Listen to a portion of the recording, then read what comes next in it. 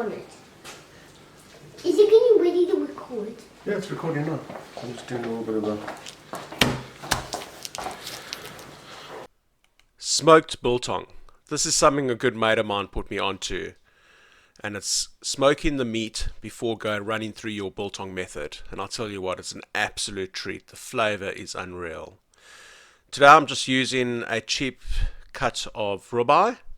I don't normally use this, and I know from past experience you've got to cut it thin, else if you cut it thick it just falls apart when you hang it.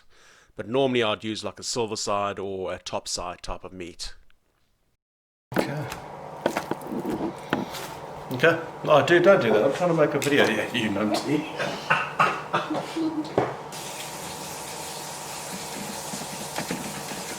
Can you come put, I want 6 briquettes in here. In here? Yeah, so let's show them what this is. Okay, go put 6 in.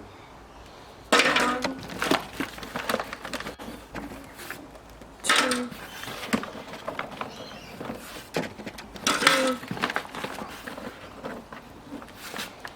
4, 5, 6. Is there 6 in there?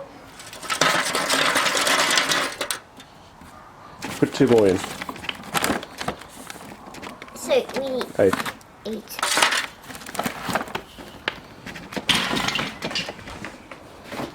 What is that? Is that called chalk? Charcoal. Charcoal. Can I put it in? Hold on. That's hard.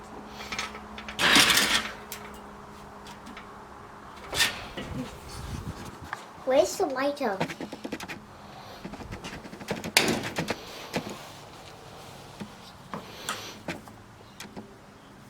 That one's hands.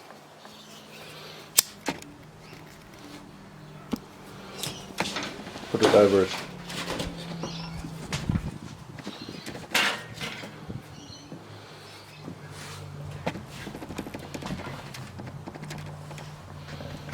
Everybody knows what fire is. Yeah.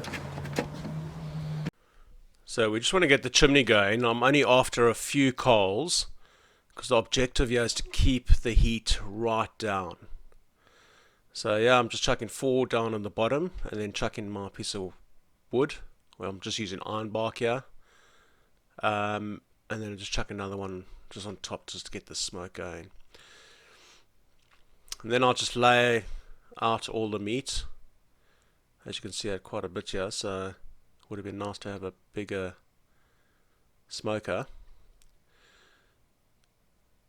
So I'm just laying them all down. So I just want to get that smoke through that meat. I've chucked my thermometer in there just to make sure. I want to try aim for keeping it under 40, even low if I can. And with the kettle you just got to fiddle around a little bit. So I'm constantly just checking, making sure the smoke's still coming out. Just adding some more pieces of wood when the smoke starts dying down.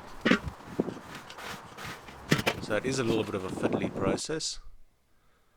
One day when I get myself a proper smoker, hopefully it'll be a little bit easier.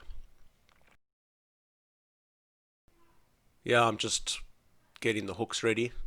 Just use normal wire, and then I'll chuck them into a pot and put boiling water in there just to make sure it's all nice, clean and sterile.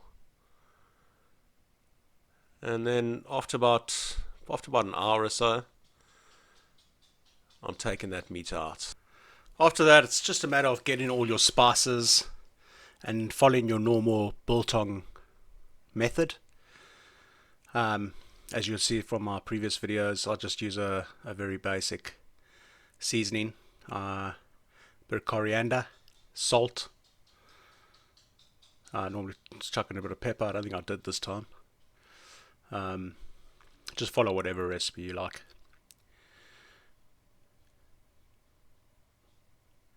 I like to get that coriander nice and toasty and give it a good bash. Next, I get all the meat through some vinegar. This is just to help it stop getting mold and, just give it a protection against bacteria, etc. It also adds a bit of flavour. I know a lot of people like their malt vinegar. You just add whatever you usually do or whatever you want. Go wild. So I give it all a good thorough rinsing through. And then I'm just going to go ahead and apply the spice mixture. So you just apply whatever you want. I'm just going with the salt and the coriander. Now, I've just put it straight in the box after this, but I know my mate does it overnight, and that, I'll tell you what, that really gets the flavour right in there. So whatever you normally do, just go for it. Then it's just a matter of getting those hooks on. As I mentioned previously at the start, the only problem with scotch is that if you do cut it too thick, it does start to fall apart because of all the fat in there. But, that fat is so good. And then just go and hang it into your Biltong box or from the rafters or wherever how you do it. And then the hardest part of all, just wait. Just got to wait for it. That's about 4 or 5 days. Because it was quite thin, it is actually quite dry. But still beautiful. I like it quite dry. Then it's just get all those hooks off. And then you want to store it. But yeah, I'll have a look here. I'll tell you what, that's unbelievable how much smoky flavour that is in there. Yum.